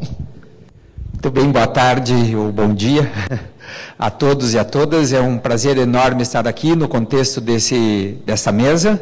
Estou muito contente pelo convite. Para mim, que sou de outra área, eu sou da geologia, uma área, digamos, das ciências naturais, e estar aqui em diálogo com a área TI, tecnológica, exata, e mostrar para vocês um exemplo de como, na ciência natural, nós também podemos fazer ciência aberta. Em termos de software, hardware, agora que o Rafael mostrou para nós, a ciência aberta ela é mais tangível. Nas ciências naturais, em outras ciências, será que também seria? O que é, de fato, ciência aberta com uma finalidade que ajuda a sustentabilidade humana? Como se faria isso? Então, esse é o exemplo que eu trago aqui. Eu vou mostrar para vocês um pouco sobre cognição, megacidades e ciência cidadã no Morro da Cruz, aqui em Porto Alegre, no município de Porto Alegre. Eu dividi em 4 partes, um pouquinho sobre sustentabilidade urbana e cognição, a construção do conhecimento local, esta é a finalidade, digamos, de uma ciência aberta nesse caso. O laboratório de inteligência urbana, quer dizer, o instrumento, a tecnologia social educacional que eu estou desenvolvendo, e, por fim, ciência cidadã e riscos geológicos. Quando nós olhamos a paisagem, a gente sempre fala que bonito, e a paisagem tem, nesse caso, um sentido muito estético e muito pictórico. Mas, na verdade, a paisagem não é só pintura, a paisagem é a relação de todos os elementos que constituem a paisagem. A paisagem são não só as coisas, mas também a interação das coisas. Tudo é paisagem e nós estamos dentro dela. Esse é um conceito importante que a gente deve partir quando fala em cognição humana. E paisagem não só aquilo que a gente vê diante dos nossos olhos, mas também em outras escalas, como aqui a foz do rio Lena, lá na Rússia, ou a paisagem total da Terra. Nós temos várias escalas de paisagem. Paisagem não é só o presente, é também o passado. Nós podemos reconstruir paisagens antigas. E, quando nós não entendemos a paisagem que está diante de nós, o que pode nos suceder é isso. 79 depois de Cristo, a erupção do Vesúvio, que fez colapsar Pompeia e soterrar todos os seus habitantes. Ou seja, se a cognição humana não consegue entender a dinâmica da paisagem onde nós tentamos sobreviver, quer dizer, nós podemos entrar em colapso. É o que o Rafael tentou comentar em relação ao aquecimento global. Quer dizer, o aquecimento global leva a uma série de alterações na paisagem, nas dinâmicas paisagísticas, e se nós humanos não conseguimos ler a paisagem que está diante de nós, e não esperar, digamos, alguém que venha anunciar, informar o que vai acontecer, mas nós temos que ser capazes de interpretar o que vai acontecer. Esse é o nosso desafio contemporâneo. Esse desafio, todavia, é muito difícil. Por quê? Porque nós habitamos dentro de cidades. Cidades que não são só pequenas como essa aí, mas cidades que se tornaram muito grandes. Nós já não conseguimos sequer olhar para os lados. Temos que seguir em verdadeiros rios humanos. Nós já não sabemos o que é urbano e o que é natural. Este arroio que está aí é natural ou é um arroio urbano, um esgoto urbano? As cidades já são enormes, elas são mares de cidades sem fim, como aqui Tóquio. Quer dizer, a mente urbana nem já quer ver a totalidade urbana, porque ela já se tornou muito grande. As cidades são redes urbanas que já capeiam os continentes em todo o mundo. Ali na América do Norte, a Europa, a Ásia, são redes de cidades. No entanto, embora nós estejamos vivendo 3,6 bilhões de humanos nessa gigantesca rede urbana, nós agimos como se vivêssemos na nossa pequena cidade. Aqui no caso, a minha pequena Porto Alegre. Né? Ou seja, eu ilustro o paradoxo atual com esse brócoli, né? Em que quando cortamos uma seção do talo, ela é única e elipsoidal, aqui são várias seções, algumas coalescentes, aqui em cima são todas coalescentes, e bem no topo são minúsculas seções formando uma mancha. O paradoxo humano atual é o fato de que nós pensamos que moramos aqui embaixo, ó, na minha cidade pequena, aonde cada um faz, né, as coisas ali e pensa que impactamos pouco, mas na verdade nós moramos lá em cima, né, na mancha urbana, quer dizer, as cidades se tornaram manchas, se tornaram megalópolis, estão numa outra escala que não mais a escala das cidades, digamos, subjetivas dos nossos avós e bisavós, as cidades em que nossos pais moraram. Né? Já não existe mais essa cidade. Né? A Porto Alegre da minha mãe já foi na década de 50. Né? Agora estamos na Porto Alegre de 2015. E nós temos dificuldade cognitiva, por valores, por cultura e por informação e conhecimento, de encarar essa cidade que está ali. Estamos aqui, né? Aqui aonde eu não vejo ninguém, quer dizer, quando você vê a representação da cidade muito grande, você não vê o humano, porque está noutra escala. As cidades já são tão grandes que a escala urbana atual, ela é extra-humana. Então, atenção, né? Atenção, porque as escalas extra-humanas, elas têm sinergia, sistemas e emergências que talvez nós não consigamos diagnosticar muito antecipadamente. Então é preciso que o cidadão esteja alerta, atento ao mundo em que vive ali fora. Né? E é possível isso? É muito difícil isso, porque a cidade ela não é só uma trama de ruas e avenidas, ela é um sistema encravado na atmosfera, na litosfera, na biosfera, na hidrosfera. Nós pensamos sempre que a cidade é um plano de ruas e avenidas, mas não um sistema dinâmico, encravado na natureza terrestre, né? Na enorme natureza terrestre. E hoje, esse sistema humano, urbano, é gigantesco. Quer dizer, são 3,6 bilhões de humanos. E como anda esse sistema? Quer dizer, que perigo, que vulnerabilidade, que riscos ele traz para a vida humana dentro dele. Então, aí está o meu problema. Tá? Eu vou falar desse problema em termos aqui da cidade de Arequipa, aqui no Peru, só para ilustrar para vocês um pouco como nós humanos vivemos dentro dessas gigantescas cidades, um pouco capturados por elas e sem nos darmos conta exatamente do que está acontecendo, né? Ou seja, as cidades capturam a nossa atenção a um ponto em que nós já não conseguimos enxergar o que está para além dela. Eu vou mostrar aqui o exemplo da cidade de Arequipa, mas ele pode ser exemplo de qualquer cidade, né? Inclusive Porto Alegre. Então aqui está Arequipa. Arequipa é uma cidade muito bonita, né? Ela é uma cidade que está nos contrafortes andinos, né? E tem uma paisagem belíssima, marcada por vulcões.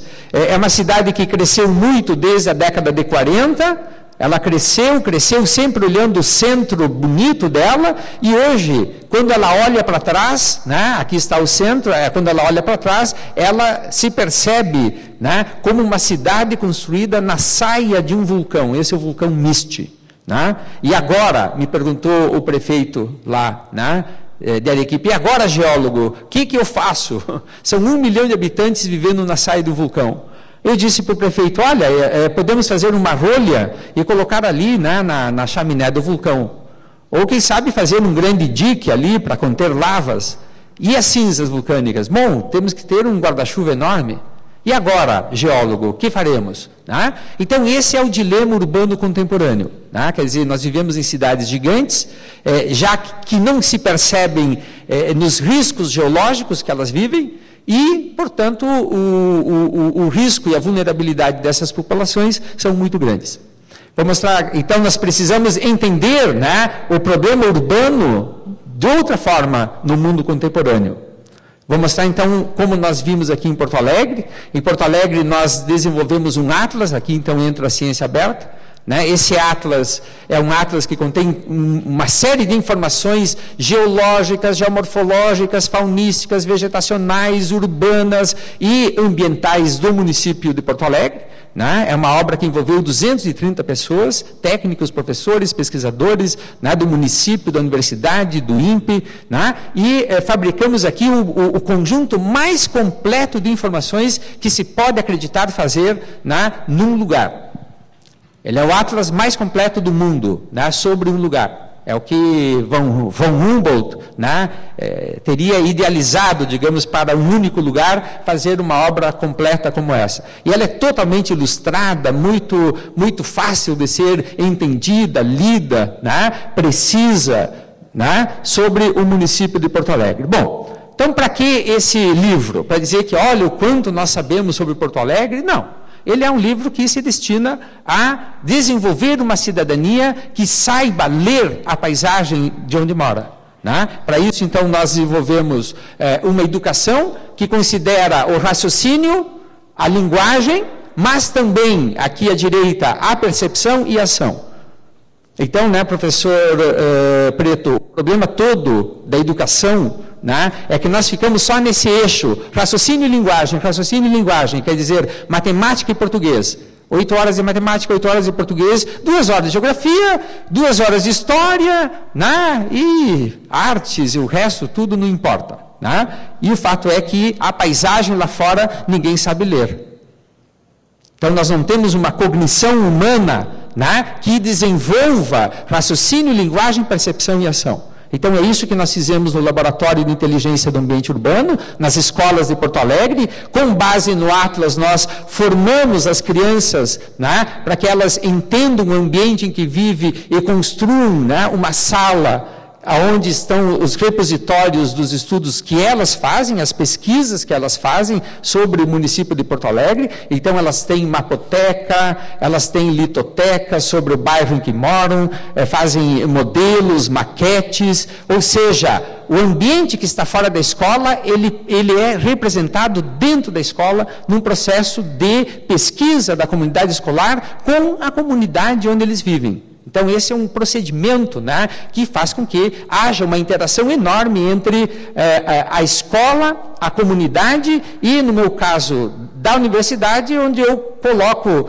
alunos, bolsistas, né, para interagir com essa comunidade de conhecimento que se forma dentro da escola. Aqui está uma aluna minha, estudando com os alunos da escola e os professores da escola, uma maquete para entender os riscos geológicos de um lugar que é onde está essa escola, que é o Morro da Cruz. Né? Então, com isso, há um processo, né, de ensino, aprendizagem com base no conhecimento local. Aqui são os próprios alunos da escola, mostrando, então, os riscos geológicos da comunidade onde vivem, né, com base real, daquilo que eles aprenderam e estudaram. Meu quarto passo agora, então, esse projeto ele começou em 99, depois da publicação do Atlas, né? Já estou há 15 anos desenvolvendo laboratórios de inteligência no ambiente urbano. Nós temos já 34 laboratórios na rede municipal de ensino. Eu atendo 750 crianças, em torno de 90 professores por ano. Né? Isso nos sábados e quintas-feiras de noite, quartas-feiras de noite, quer dizer, é tudo um extra, né? Porque quem vai pagar isso aqui? Né? Quem é que financia? Quem é que dá suporte? Né? Isso tudo é voluntário. Então é uma ciência aberta, cidadã, voluntária. Meus bolsistas são voluntários. Né? E os próprios professores da escola se desenvolvem com um esforço enorme. Mas está aí, né? Um projeto que chega agora na quarta fase, aonde a quarta fase é entender os riscos geológicos aqui do Morro da Cruz. Né? O Morro da Cruz está aqui nessa imagem. Aqui você pode ver, nesse primeiro plano, o Morro da Cruz. Né? Aqui, assim, está a escola, ó, né? E ali está a área onde nós estamos, então, estudando com grande vulnerabilidade de riscos geológicos. Né? Toda essa comunidade nessa área verde. em que um geólogo, olhando isso, ele diria para o prefeito: prefeito, remova, tira essa gente dali porque o risco é grande. E o meu olhar é outro, né? Quer dizer, como vamos remover toda a população de áreas de risco desse país? Quer dizer, essa sentença do geólogo significa condenar essa gente por pelo menos 2 gerações. Quer dizer, quando é que o Brasil vai ter capacidade social, econômica para isso? Nunca. Não, isso não está colocado. E remover para onde? Nós, né, estamos numa sinuca de bico. Então, é preciso desenvolver uma ciência cidadã aqui, né, que consiga adaptar essas pessoas, quando possível, claro, quando possível, nem sempre será possível, né, mas adaptá-las para morar, né, nessa situação. Isso é possível? Sim. Né? Então, eu fiz essa pesquisa junto com os moradores de um beco, né, que são essas pessoas que estão de camisa amarela. Né? Ali estou eu com uma equipe ali da universidade. Nós caminhamos, então, no beco, né, que é esse aqui, olhando as situações reais em que eles vivem, nem sempre, digamos, cômodas, algumas vezes perigosas, né, com muita técnicas locais que eles usam, né, e lá pelas tantas eu me dei conta de que essas casas, nesse beco, elas estão locadas sobre o leito de uma antiga cascata, porque está numa vertente de um morro, e eles moram no leito de uma cascata, ou seja, quando chovem, isso é uma cachoeira. Essa casinha aqui é praticamente inundada, né? Então, essa é a situação deles. Então, fui desenvolvendo com eles toda uma ideia de adaptabilidade das habitações deles a morarem no local em que chove muito e que eles devem, então, domesticar a água, domesticar o caminho da água, entender a função da água no lugar em que eles vivem e controlar isso como ninguém. Ou seja, eles têm que desenvolver uma cultura própria para morar ali. Né? Aqui está a cascata, onde ela passava, né? Esses resíduos, esse lixo que está aí, ele é um lixo que não foi atirado pelos moradores, mas ele é o caminho da água, né? Então, desenvolvi com eles toda uma ideia de controle da água para que eles possam morar ali. Aqui vejam as situações de improvisação. Esse é o beco, e me dei conta então de que este beco ele não foi ocupado, porque quando chove ele é a cascata. Ou seja, nesse beco as pessoas devem passar, as crianças caminhar, os cachorros, né, os idosos devem caminhar por esse beco, e mais a água e o esgoto. Então o problema todo ali é como projetar esse beco para que ele consiga realizar todas essas funções. Tá? Então, esse é o dilema que eu coloquei para essa comunidade, né? E com isso, então, é o momento que nós estamos nesse projeto, desenvolvendo com a comunidade um beco que consiga desenvolver todas essas funções. A comunidade está muito animada, e esse beco ele terá que ter toda uma dinâmica de ciência aberta, ou seja, ele tem que ser reprodutível, ele tem que ser manejável por eles, ele tem que ser mantido por eles. Quer dizer, em caso de manutenção, não se deve chamar alguém da prefeitura: alô, né, o beco aqui está com problemas. Não, eles têm que ser capazes de fazer a manutenção, e para isso, então, eles se deram conta que eles devem ter uma cultura do beco das águas. E assim, então, quando terminamos essa visita técnica, eles se denominam, então, hoje como o beco, né, do caminho das águas. Nós estamos desenvolvendo agora a estrutura construtiva, né, desse beco. A gente imagina ele na forma de uma escada, né? Já desenvolvemos várias ideias de como, com cisternas enterradas, a gente pode reter parte da água, amortecimento da água, etc. Ou seja, toda uma tecnologia cidadã feita com eles, né, e que possa trazer uma adaptabilidade para eles morarem nesse lugar sem riscos. Né? O meu paradigma é o seguinte: se nós andamos de avião e não temos medo, ou temos pouco medo, né, não é outra razão porque nós controlamos o risco, porque o risco de andar de avião é enorme. Então, por que nós não podemos morar em locais assim? Podemos, desde que haja cultura, ciência aberta, desenvolvimento cultural para isso. Tá? Por fim, a ideia seguinte é que o Lial na escola, né, ele então agora não ensine apenas, não desenvolva apenas os conhecimentos do Atlas de Porto Alegre, mas desenvolva agora também as tecnologias sociais desenvolvidas para a adaptabilidade dessa comunidade no lugar em que vive. Então, a escola vai sendo assim, também um centro de saberes locais para a enculturação de tecnologias abertas desenvolvidas pela comunidade local. E com isso, então, a comunidade poderá, na terceira geração, ter um beco muito melhor, né, muito mais desenvolvido por eles mesmos, no sentido de uma adaptação que consiga eliminar cada vez mais, ao longo de gerações, o risco de morar ali. Né? Eu concluo com isso, então, e agradeço a oportunidade de conversar com vocês sobre esse projeto. Muito obrigado, professor Waldo. Vai daqui ou vai de lá? Não é você. Vai, hein? Eu que apresento agora? Não é você? Não, você, eu não. Você não. Manda. E agora, professor Theo Amiel. É interessante, enquanto o Theo fala, professor Waldo, que o princípio fundamental do que vocês estão fazendo aí, que é absolutamente genial, não é tirar as pessoas do lugar, né? Porque normalmente a ação da defesa civil, etc., seria assim, esse lugar era inadequado, vai embora todo mundo aí. E aí bota para morar a 30 quilômetros do seu local natural de morada, que é ali perto de onde ele já está acostumado a morar. Então, isso eu acho que é uma perspectiva de fazer ciência interessante e que deve presidir as nossas ideias.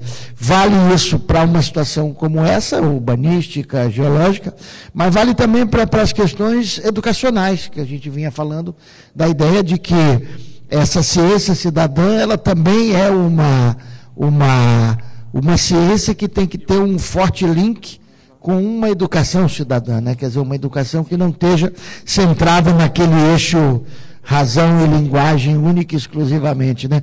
E o que é mais interessante, e eu não sei se o professor Marcos Egito, que eu não conheço, já chegou por aí.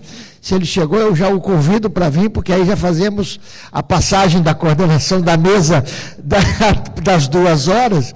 Mas o que é mais interessante de tudo isso é que a educação fica centrada nesse eixo raciocínio e linguagem, e nem isso ela dá conta, porque os números mostram que não está funcionando. Quer dizer, então continua-se insistindo nessa mesma lógica e continua-se tendo um resultado inadequado. Talvez se a gente caminhasse pelos outros 2 lados das artes, da comunicação, a coisa funcionasse melhor. Vamos, Theo? Não deu certo? Manda bala. Alô? Pronto. Eu vou tentar falar um pouco sobre a relação desses conceitos com a educação. Eu vou partir de duas partes diferentes, mas eu não sei se eu vou conseguir chegar na segunda, dependendo do cartazinho do Nelson aqui. Se ele levantar o cartaz, eu paro no meio. Mas uma é a visão mais tradicional de educação aberta, e a segunda é um pouco pensando nessas questões de ciência e de onde nasce a ciência e para onde ela vai. Uma das coisas que todo mundo sempre fala quando vai criticar a coisa em educação é que a educação precisa mudar. E se você já passou dos 30, pelo menos que nem eu, você já deve ter ouvido isso mais ou menos umas 5 milhões de vezes, se você trabalha com educação. Todo mundo sempre reclama que a educação precisa mudar, mas a gente sabe que a educação sempre mudou, né? E a gente não para pensar no fato de que a escola hoje é muito diferente do que ela foi, os modos de educação são muito diferentes do que eles foram no passado, e que a instituição, escola, universidade, é uma coisa relativamente recente na história da humanidade, né? E mesmo nesse curto período as coisas mudaram um bocado. Para pensar nisso de uma maneira bem simples e para introduzir um pouco dessa questão do aberto na educação e como isso tem a ver com ciência aberta e práticas abertas, a gente pode pensar numa tríade clássica, né, que é ter alguma pessoa que sabe um pouco mais, alguma pessoa que sabe um pouco menos e algum recurso que vai ajudar a mediar esse tipo de conhecimento, de transferência de conhecimento, de co-construção, o que quer que seja a tua visão pedagógica. Ao longo da história, esses modelos mudaram um bocado. Uma visão muito clássica de educação, esse modelo de tutoria, de mentoria, onde talvez você tivesse algum recurso para mediar, mas talvez fosse só no gogó entre duas pessoas. Isso muda um bocado quando a gente tem a impressão do livro e começa a popularizar o acesso aos recursos. Então, a gente tem configurações que mudam ao longo do tempo, mas a gente também convive com práticas que podem ser consideradas muito antiquadas, quanto, por exemplo, uma pessoa só sentar com um livro ou algum tipo de recurso para aprender. Da mesma maneira que a gente ainda tem esses modelos de tutoria, hoje até sendo exaltados como o modelo ideal de escola, né? O que é um pouco irônico se você for pensar que a escola não muda. A gente também tem modelos críticos. A gente critica os modelos de escola de ensino que são focados nessa configuração, né, de ter uma pessoa só com alguns poucos recursos escassos para poder tratar com um grupo maior, que é um problema de escala que a gente tentou resolver. E a gente vangloria modelos como esse, a gente só multiplicou os recursos, mas mantém a interação exatamente do mesmo jeito que ela era antigamente. Então, a gente tem uma ambiguidade muito grande com relação ao tipo de modelos de ensino e de aprendizagem que a gente aceita como sendo melhores ou piores. No final das contas, o que é curioso é que todos eles convivem, né? Todos esses tipos de modelos de ensino e aprendizagem se multiplicaram, mas eles convivem de uma maneira muito interessante, com as suas tensões. Mas cada vez mais a gente vê modelos diferentes de ensino e aprendizagem que são multiplicados pelo acesso a diferentes tipos de recursos. Então, eu vou resgatar o que agora começou a ficar uma coisa meio batida, que é falar do Ivan Illich, que ele já falava nos anos 70 sobre modelos de desescolarização. Uma discussão sobre desescolarização amanhã. Não estou pregando a desescolarização, mas o que ele falou nos anos 70 é muito interessante com relação ao que o sistema educacional deveria fazer. Acho que vocês vão ver uns paralelos com hoje. As pessoas deviam ter acesso aos recursos disponíveis para qualquer época da sua vida que elas queiram aprender, que é uma coisa que está muito em voga. Elas devem poder capacitar todos os que queiram partilhar. A educação deve capacitar todos que queiram partilhar o que sabem, e eles têm que ter a possibilidade de colocar o seu desafio para que ele seja conhecido. Ou seja, a gente tem que ter os recursos para que a gente possa tanto aprender quanto capacitar outras pessoas, e se a gente tem alguma dúvida, a gente tem que fazer com que isso seja conhecido e outras pessoas possam responder a essa demanda. E se elas não puderem responder, elas têm que poder aprender. Isso, em termos mais específicos, leva a 4 considerações que ele coloca, né? Que você deveria ter um serviço de consulta a objetos educacionais, o que é bizarro alguém falar isso nos anos 70, mas ele já falava sobre isso. Então, acesso aos bens comuns, que o Rafael comentou. Ele pensava em coisas meio estranhas, como, por exemplo, que tem umas trilhas onde carrinhos com livros pudessem ser passados ao longo de vales, uma coisa, enfim. Ele tinha umas ideias sociológicas meio estranhas, mas, no final das contas, o que ele queria é que você tivesse acesso a bens comuns. Que as pessoas pudessem identificar suas competências, habilidades no lugar público para que você pudesse fazer intercâmbio.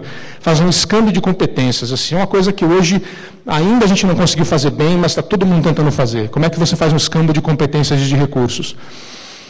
Que as pessoas pudessem se encontrar. Não tinha web, Malemar tinha alguma coisa parecida com alguma coisa com a internet, mas eu já estava pensando na questão de rede. Como você junta as pessoas para que elas possam fazer, através desses recursos comuns, fazer essa troca de competências. E que você pudesse fazer um serviço de consulta a educadores, veja só, né? Que você pudesse descobrir alguém que possa te ensinar alguma coisa de uma maneira mais fácil do que ficar indo de porta em porta. Esse é um modelo que explica muito do que a gente está tentando fazer em educação mal e porcamente hoje online, né? Mas é o ideal que está por trás dessa noção de uma educação um pouco mais aberta, um pouco mais descentralizada. Só para pegar 2 modelos e tentar mostrar um pouco como essa questão do recurso aberto, da educação aberta, pode variar dependendo dessas configurações, a gente pode olhar para 2 ideias. Um é um dos cursos massivos online, edX, Coursera, essa galera toda. Principalmente o pessoal que tem um tiro mais comercial. Se você for fazer esse super gráfico sofisticado, eu fiz em R isso aqui, tá? Não, brincadeira. Um gráfico super sofisticado como esse aqui, para mostrar essas relações, se você olhar essas configurações, elas podem ficar extremamente complicadas.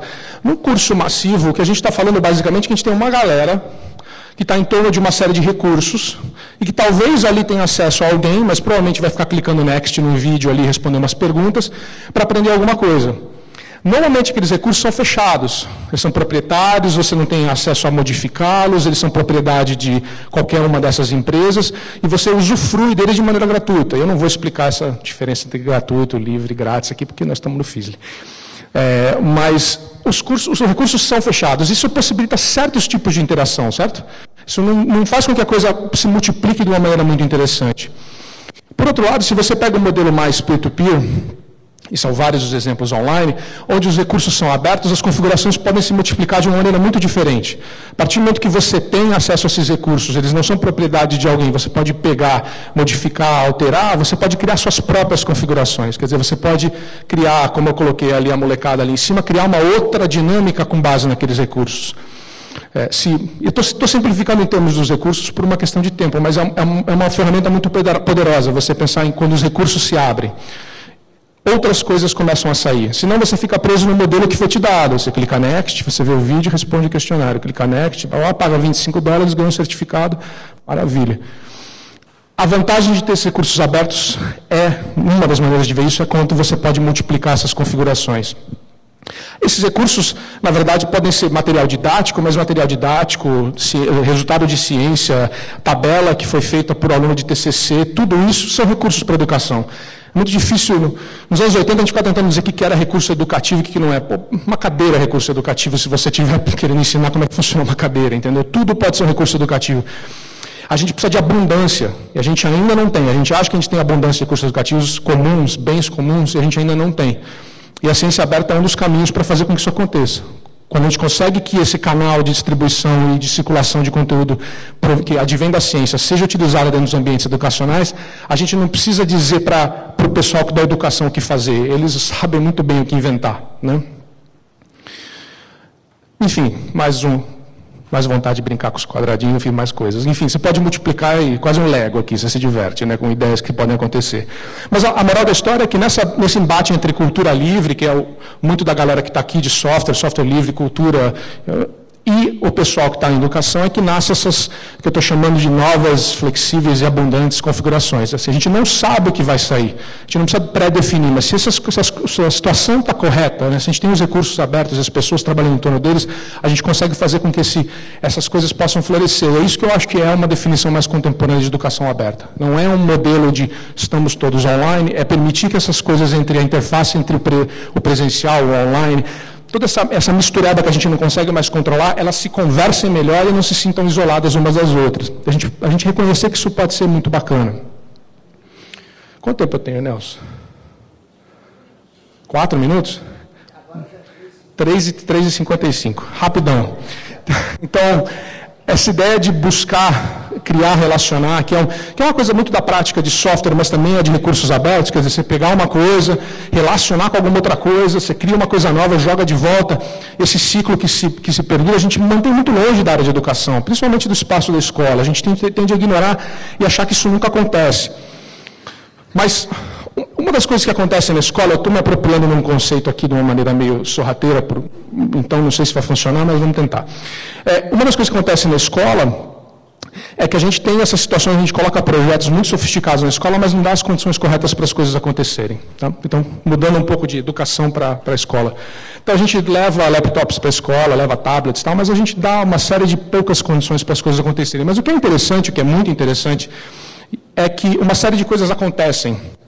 E aí eu acho que tem um espaço bacana para pensar nessa relação com quem faz ciência e como fazer ciência. Eu vou 2 minutos e 55, vou tentar passar nessa minha teoria em evolução. Eu chamo de ciclo de gambiarra, geringonça e jeitinho, e são conceitos que devem ser muito, muito fáceis para a gente entender como brasileiros.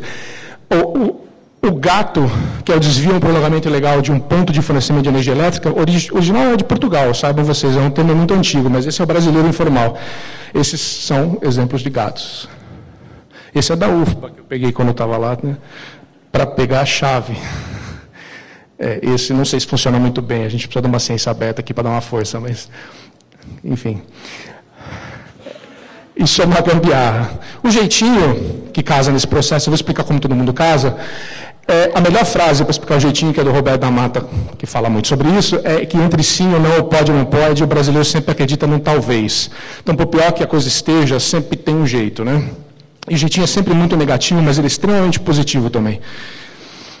E por último, a geringonça. Esse é o mais difícil de entender, mas é o mais produtivo porque ele meio que casa tudo.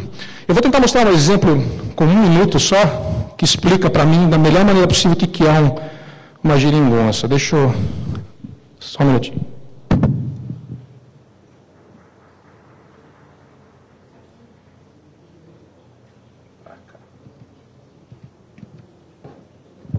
Que já vai em 1 minuto e 0. Isso aí, pronto.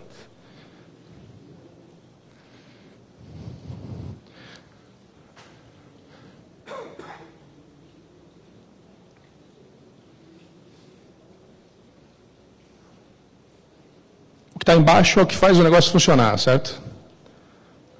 E isso é a arte por completo. Maravilha. Deixa eu rodar aí enquanto eu volto. Isso é uma geringonça no tema da arte, do artesanato, da produção artística, mas a geringonça é um tipo de máquina de fabricação caseira inventada por alguns artistas para dar movimento a alguma criação. A gente usa uma série de materiais, qualquer coisa reciclada disponível que tiver por aí pensa na remix, esse tipo de coisa, tipo de prática, e você articula uma série de coisas, personagens, figuras, o que é que seja. Ela é uma criação única, claro, né? Quando você recombina certas coisas, você cria uma coisa nova, você nunca é uma cópia do que já foi feito, e elas acabam sendo extremamente complexas. O que acontece quando a gente faz essas coisas nas escolas, com tecnologia, com software, o que é que seja, e a gente não dá muito das condições para as coisas acontecerem, acontecem umas coisas muito curiosas, porque as pessoas começam a fazer o que a gente está chamando de práticas desautorizadas. Eu estou roubando de alguém lá da UFBA, que eu não sei quem falou, mas, enfim, depois eu coloco aí embaixo, quando for para ir online. Práticas desautorizadas, que é um conceito muito relacionado a também astúcias, táticas, coisas que as pessoas fazem que não são previstas, que não estão lá no código de como você deve fazer. Isso depende muito de margem de manobra. Quer dizer, de quanto você espera que as pessoas possam, na hora que você faz alguma coisa, que elas tenham liberdade para criar, para fazer coisas que não estão previstas no script, né? E a gente tem muito pouco disso nas escolas. Na educação como um todo, ensino superior também, a gente não tem muita margem de manobra para fazer muita coisa, é tudo muito engessado.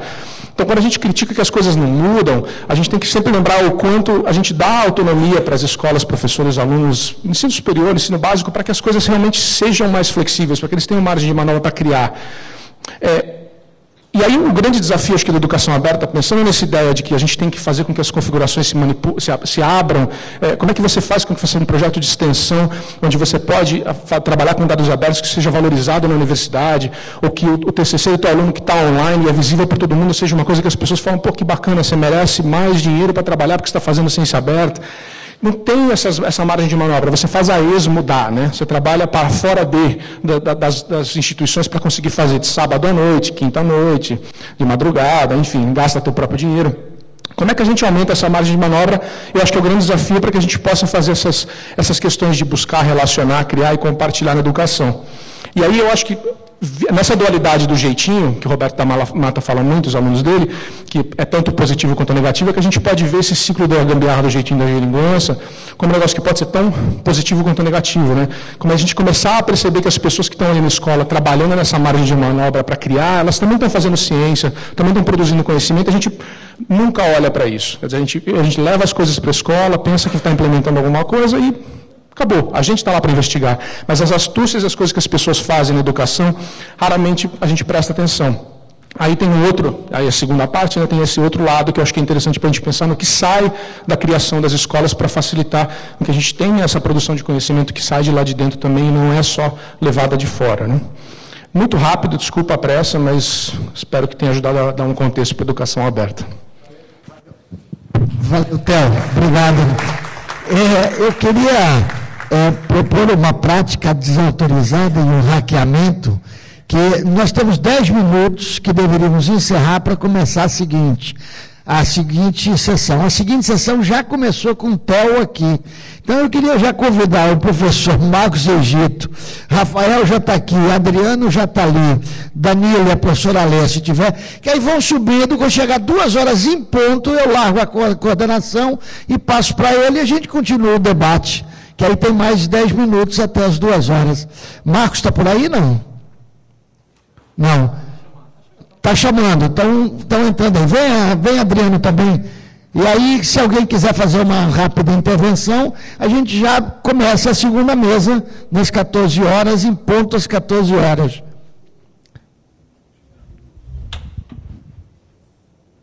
Você não fica zangada com a gente, não. Já vai começar outra. Pode botar os papelzinhos bonitinhos ali, que às 2 em ponto, Marcos assume. Boa tarde.